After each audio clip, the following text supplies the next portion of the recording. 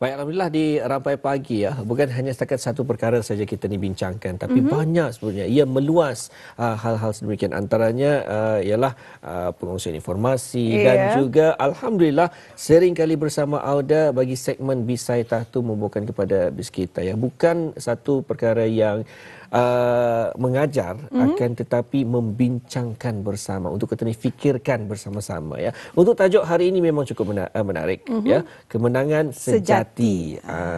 Bagi menang melawan diri sendiri. Jadi kita akan bersama dengan narasumber kita yang mulia Tuan Rusli bin Bujang. Sudah pun bersama dengan kita pada pagi ini di Studio 4 bersama dengan kami. Assalamualaikum Tuan. Assalamualaikum warahmatullahi wabarakatuh. Alhamdulillah. Apa khabar untuk pagi ini? Alhamdulillah. Baik, cukup menarik tajuk untuk hari ini ni Tuan. Tapi itu boleh apa ni sebelum tu hari ini masih lagi bulan Syawal. Jadi sebenarnya raya Tuan. Maaf saya dah batin. Pula ada kaitan dengan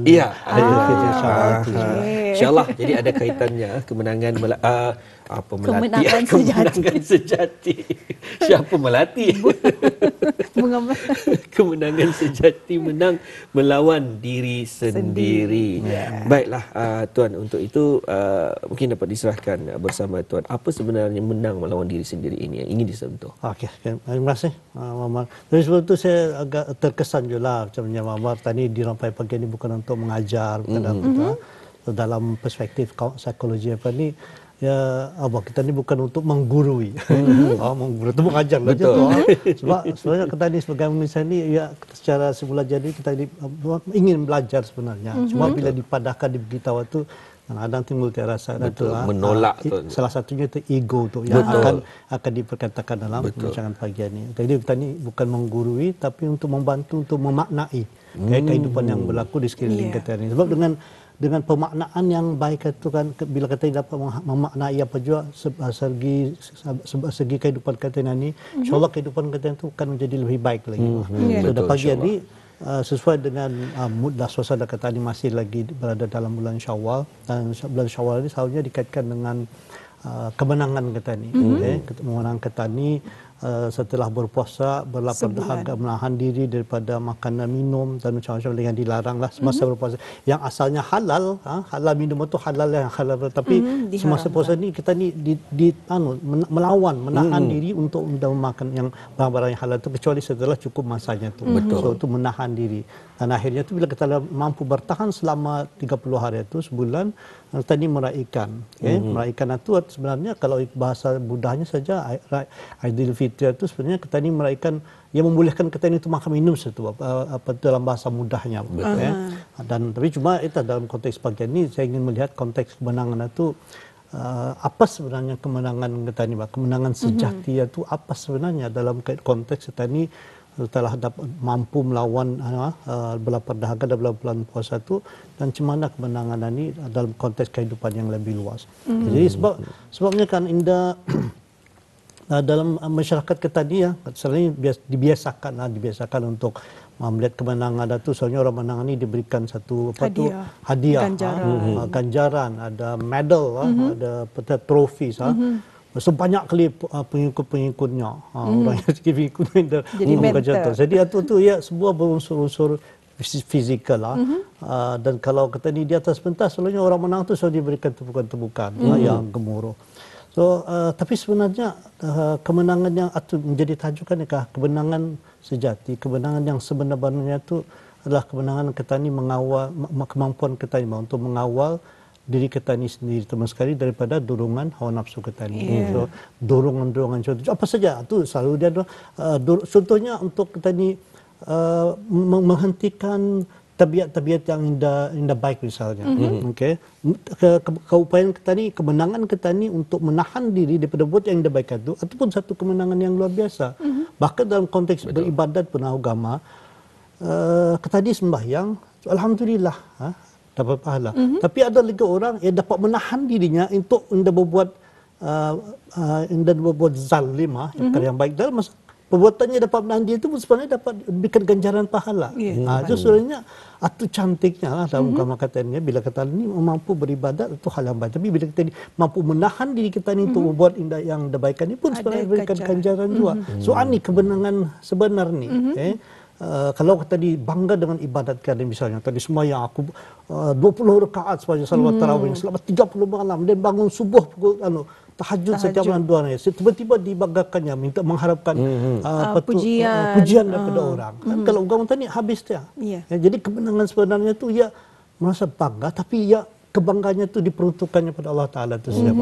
So, ani maksud saya itu konsep kemenangan sejati itu. Okay? Kita ni menang daripada menaklukkan keinginan kita tadi, menaklukkan ego kita ini. Ego itu yang akan banyak akan saya sampaikan pagi. Dan mengapa kita ni perlu memperakui kemenangan sejati itu, sebab dengan kemenangan yang sebenarnya tadi, menaklukkan ke ego kita ni tadi, misalnya kita ni menang untuk menahan kemarahan kita ni. Kan masa puasa dilatih tu. Bila ada rasa marah tu, kita ni diajar.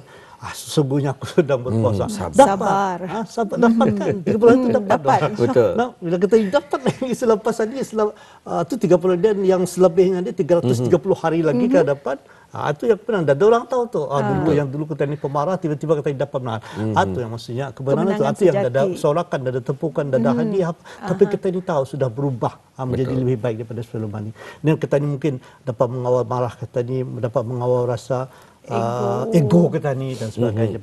Jadi semuanya tu sebenarnya kemenangan sejati itu sebenarnya adalah lebih kepada keupayaan mental, disiplin mental kita ni untuk mengawal fikiran kita ni, perasaan kita ni. Kita ni perlu marah misalnya, atau perlu kita ni bersedih. Marah dan sedih itu hanya satu pilihan. Tadi kan tani ada orang berlaku dan baik kata ni. Sebenarnya kita ni memperlakukan hal yang sama, itu pilihan kita ni. So dah pilihan ni tadi daripada kita memilih memarah ya balik, kita pilih je memilih untuk senyap, memilih untuk memaafkan kita. Memaafkan itu lagi satu hal, satu yang kemenangan dalam yang kuat juga. Sehingga ada hadis Rasulullah SAW itu bahawanya kemenangan itu kekuatan seseorang itu bukan dia pada dapat mengalahkan orang lain, tapi kekuatannya itulah bergantung bagaimana ia dapat menaklukkan marahnya dalam dirinya, mengawal kemarahannya itu. Jadi kemenangan sejati ingin saya bayangkan ia ini lebih kepada misalnya kalau sebelum kita ni bangun awal pagi, payahkan bangun awal pagi itu kan. Tapi bila tiba kita dapat mengawal sepanjang bulan puasa aku sudah mampu selama sebulan bangun untuk subuh misalnya, biasakan diri. Dan itu kalau tidak dapat meneruskan, jadikan habit itu satu hal yang baik. Memilih sabar daripada marah, memilih untuk memaafkan daripada membalas balik kejahatan orang. So semuanya itu yang dimasukkan dengan kemenangan sejati yang ingin saya sampaikan, kongsikan pada pagi ini. Sebabnya kan kalau kita ini bergantung kepada kemenangan yang berbentuk luaran ini kan, yang mengharapkan pujian, sokongan orang apanya, itu selalunya indah lama lah. Dan ia bersifat sementara saja. Tapi kalau kemenangan dari dalam ni, kemenangan sejati tadi yang memberikan satu bentuk kekuatan, daya tahan untuk jangka masa panjang kata ni. Wah, alhamdulillah. Jadi itulah sebetulnya dimasukkan mengenai dengan kemenangan sejati, kemenangan untuk diri kita ni sendiri, bukan hanya mengharapkan ganjaran ataupun pujian daripada orang lain. Jadi tuan, sebetulnya kalau mengenai dengan kemenangan, untuk meraih kemenangan tersebut, siapa sebetulnya antara elemen-elemen mungkin dari segi musuh yang orang menghindar kita ni untuk meneruskan sebagai prinsip menang untuk diri sendiri. Betul-betul, Mas Hafizah. So itu yang tadi sebenarnya selalu lupa tu bila tadi melihat tadi kan tadi selalu melihat orang lain, melihat keluar, instead of melihat ke dalam inward, outward. So melihat bila berlaku sesuatu hal. Jadi bila tadi melihat keluar, kita akan mudah menyalahkan orang lain. Padahal musuh yang sebenarnya itulah diri kita sendiri. So itu sebabnya kenapa kalau kita ingin dapat mampu mengawal ego kita ni, hal-hal yang tadi dia akan timbul rasa, misalnya contohnya rasa ketani saja yang lurus, selalu lurus. Itu satu ego juga, rasa ingin dipuji. Kalau ketani melakukan sesuatu mau dihargai, penghargaan itu satu hal. Tapi kalau ketani meminta dihargai, minta dipuji, itu sudah menjadi lebih kepada mementingkan diri sendiri. Lepas itu kalau sudah ada hal macam ini, ketani indah berapa indah mudah untuk dia ditegur kata ni. Bila diberikan teguran, feedback dikritikan, yang mudah melenting sebab ia lebih kepada untuk dirinya sendiri. Sudah kemenangan musuh kita itu sebenarnya untuk mengawal perasaan mengawal perasaan kita di sendiri itu sebenarnya yang perlu kita ini aturkan itu, sehingga bila kata ni kalau ia daripada dikawal lah, kata dia akan merasa apapun lah, kalau atau kata ni mudah untuk merasa diserang, mudah untuk berlaku jealous, cemburu, merasa cemburu, mudah untuk merasa tawar hati misalnya. Okay, jadi kemenangan sejati jua artinya adalah keupayaan kita ni untuk merasa mampu untuk merendah diri. Bersyukur. Bersyukur. To the next one. Next one yang lagi. Syukur. Yes, lurus itu. Bila tu kita ni merendah diri tu, dia baru tu naik tu ambil levelnya tu betul ni bersyukur, lebih gratitude ta. Oh besar.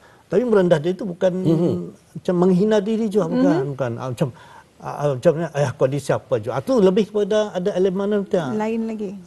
Itu tu macam doubtful lah, macam meragui kepada diri sendiri. Merendah diri itu, merendah hati itu, ia lebih kepada insyaAllah kita ni jangan ada unsur sombong sana. So itu yang ketiga, artinya kemenangan sebenarnya itu adalah kita ni mampu untuk merendah hati kita ni, bersyukur dan menerima diri kita ni seadanya, ataupun bahkan kesilapan-kesilapan kita ni, mampu akui kesilapan kita ni itu, dan lepas tu insyaAllah tanya kami adalah menjadi orang yang lebih bersyukur. Soalnya itu yang pertama tu ego katanya tu, musuh katanya sebenarnya. Yang kedua tu adalah perasaan-perasaan negatif yang selalu katanya ada setiap hari, perasaan tentang anda dapat mengawal rasa marah, kata ni dengki dengan orang lain ataupun membanding-bandingkan, dan sikap kata ni takut yang inda bertempat takut ni yang boleh lebih takut tani bawa kepada maut, tanpa sedih dan semua sesuatu lah, saya tak berani, dia boleh tanpa berani, dia boleh terlampau takut, dia perlu sederhana. Seimbang. Dan lepas tu kesedihan yes, sebenarnya dalam konteks psikologi tadi pun berlaku sebagian daripada unsur-unsur kita sebagai manusia. Tadi jangan mengetepikan kesedihan itu, ada masanya kita ini perlu bersedih. Cuma kalau berlebihan dalam kata itu, sedikit-sedikit sedih, dikhawatiri ataupun dibimbangi kita ini macam seolah-olah indah reda dengan takdir Allah Ta'ala itu. Saya kenapa tak aku saja ni Muammar sebenarnya bisa itu saya usulnya. Contoh masalah banyak. Contoh. Itu ataupun dibandingkan kan. Jadi kita seolah ini semula indah kata ni bersyukur tadi. Padahal di sebalik itu banyak lagi hal-hal yang sangat patut kita ni syukuri, banda kita ni tahu. So ini perasaan. So itu tadi negatif. Yang kedua musuh tadi sendiri tadi perasaan negatif yang selalu timbul nanti Dan yang ketiga tu rasa ragu-ragu. Nah kan terjemah tadi kondisi apa jiwa ni borinya, bori itu anxiety anxious apa, ragu-ragu tentang kau aku ni siapa juga, kami ni orang ni ataupun kita ni pernah gagal, jadi anda kalau kita ni dah mampu, jadi bila kita ni sudah sendiri menakahikan di mana kau kita ni itu hal yang sebenarnya tidak baiklah. Kalau dalam konteks psikologi ada dipanggilnya satu konsep growth mindset sama fixed mindset. Jadi kalau fixed mindset ini seolah kata itu tidak mampu untuk melakukan perubahan itu. Padahal kata ini adalah makhluk yang Allah Taala desain untuk mampu untuk terus berkembang dan untuk berubah. Okay? So itu artinya jangan ada rasa dauf atau bah. So, Allah Taala menjadikan tadi semua ini dengan kemampuan-kemampuan yang berbeza. Yang membezakan kita itu saja takwa. Nah itu tu. Sebab tu dalam Al-Quran tu dipadahkan sana ada satu ayat tu ya ayyuhalladzina amanu kutiba alaikumus syiyam, tentunya kita ni berpuasa tu ujungnya tu kan ia punya end produknya tu, resultnya tu menjadi membawa kepada orang yang bertakwa. So takwa tu kan dalam secara tu kalau saya bilang my operational definition kalau diberikan secara mudah, takwa tu sebenarnya orang yang berpuasa ni resultnya akhirnya menjadi orang bertakwa. Bertakwa tu ia sudah ada self control ia ada punya daya kawalan diri yang tinggi. Nah kan tadi kan saya kemenangan sejati itulah ya keupayaan untuk mengawal diri sendiri, mengawal nafsunya. So dia kan yang mampu mengawal itu sudah menjadi orang yang bertakwa sebenarnya. So artinya alhamdulillah sampai kita itu ada kejayaan kita ni dan mengharungi puasa selama sebulan itu. Dan yang keempat itu adalah dapat musuh kita ini sebenarnya adalah tabiat yang habit kita ni yang baik itu. Okey. Betul mudah-mudah malas bermasa suka menangguh-nangguhkan pekerjaan ataupun terlampau memanjakan ini pernah saya kupas di dalam PPK ini juga memberikan sesuatu yang belum pada masanya contoh berikan anak-anak berikan telefon baru je KG baru je sudah dibagi belum masanya tu so ada kesan-kesannya tu so dia habit macam ini itu menurut saya itu adalah musuh petani yang sebenarnya. Betul. Jadi bila kita dapat menaklukkan musuh-musuh ni, which is bukan di luar, tapi ada dalam diri petani sendiri. So bila petani mampu menaklukkan itu, dan itu kemenangan sejati petani itu. Baik. Cukup menarik yang dikupas. Ada 4. Ego, perkara negatif, ragu dan juga habit. Tabiat. Tabiat. Betul. Jadi memang setentunya 4 perkara berkenaan memang sukar untuk petani lepaskan. Tapi untuk mencapai kehidupan yang baik, bukanlah kita ni melihat di sekeliling, bukanlah kita ni melihat semut di seberang lautan, tapi gajah di pelupuk mata tu perlu kita ni nampak ya. Terkesima saya seketika. Baiklah, sebelum kita meneruskan lagi kan perbincangan kita akan berehat seketika dan kembali selepas ini.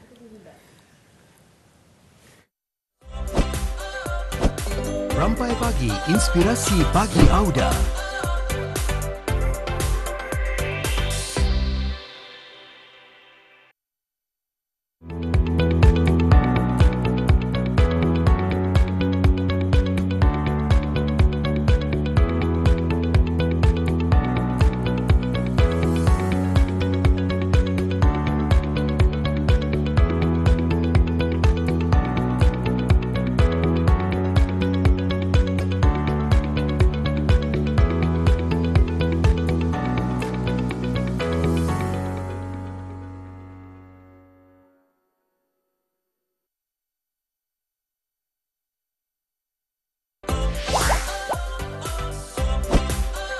Rampai Pagi, Inspirasi Pagi Auda.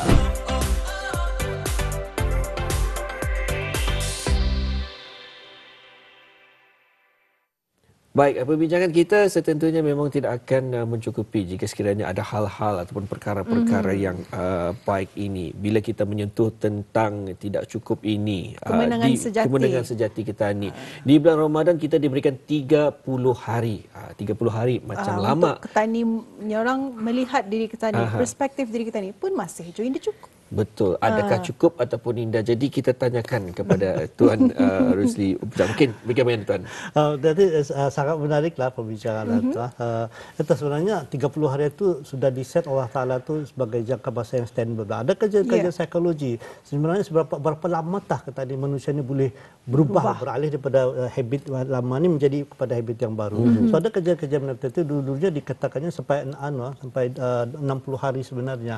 So 60 hari itu dan bila kita melakukan secara konsisten, insya-Allah akan mengubah menjadi habit baru. Bahkan ada yang sampai mengatakan sampai 6 bulan lagi.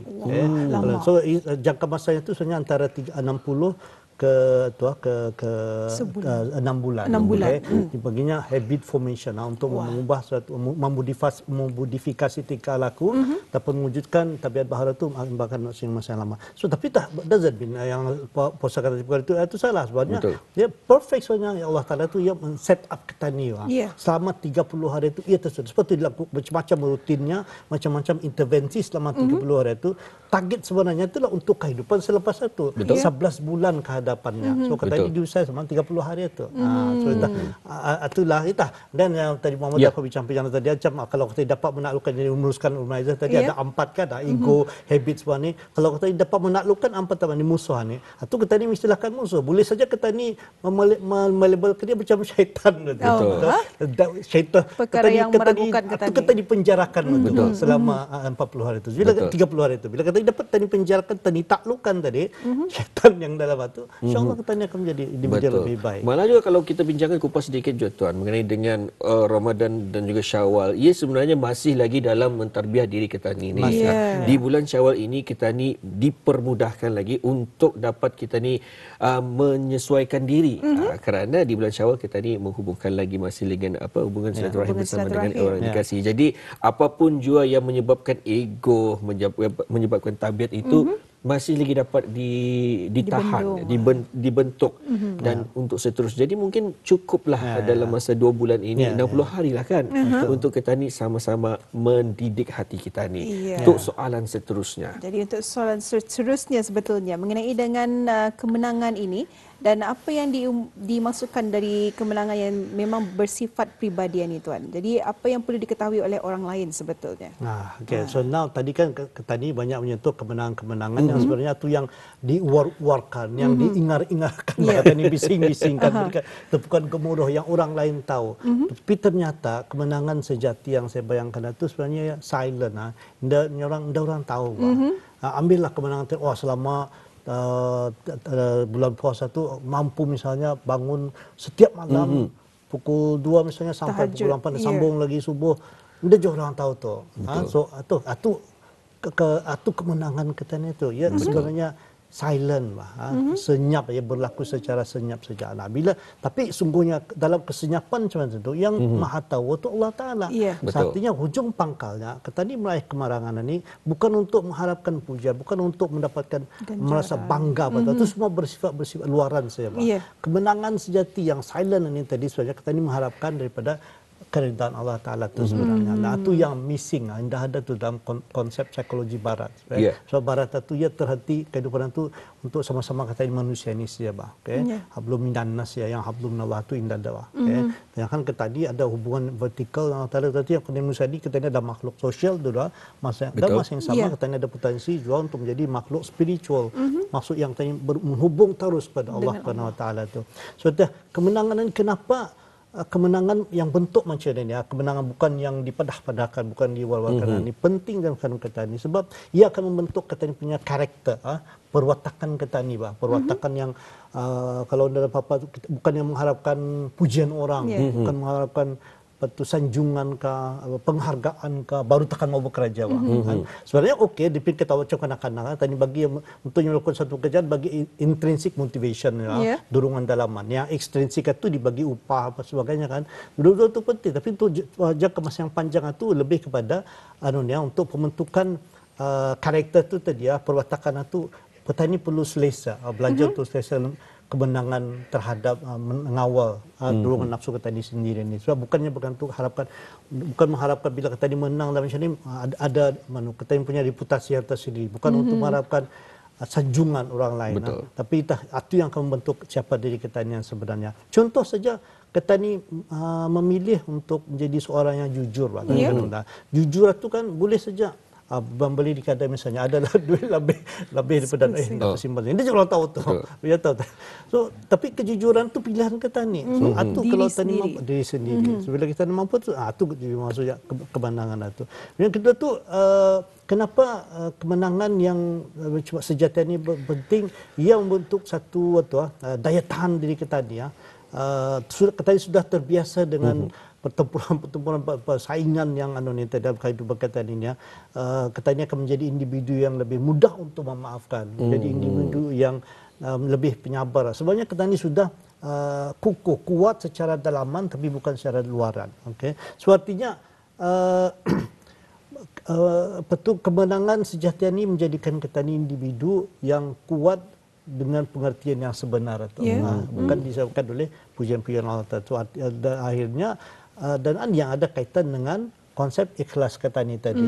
Arti ikhlas itu kita melakukan sesuatu itu adalah semata-mata kerana Allah, bukan mengharapkan pujian orang lain. So tidak ada mengharapkan apa-apa jangkaan dengan niat yang tulus ikhlas. Ini mudah dipetakan macam itu. Tapi tentu bila kita tadi sudah mempunyai prinsip macam ini, yang tidak mengharapkan apa-apa pembalasan, melainkan kepada Allah Ta'ala saja. Dan itu yang menjadikan bila kita ini semua sudah dipersiapkan, insya-Allah kita ini akan lebih siap untuk menghadapi cabaran-cabaran yang lebih besar dia akan datang. Cabaran lebih besar itu maksudnya tidak pernah terjadi sebelum ini. Tapi kerana kita ini sudah ada sifat sabar kata ni, reda kata ni, ikhlas kata ni, apapun ujian yang datang yang kita lihat itu Allah Taala saja. Ini Allah Taala sedang berinteraksi dengan akunya.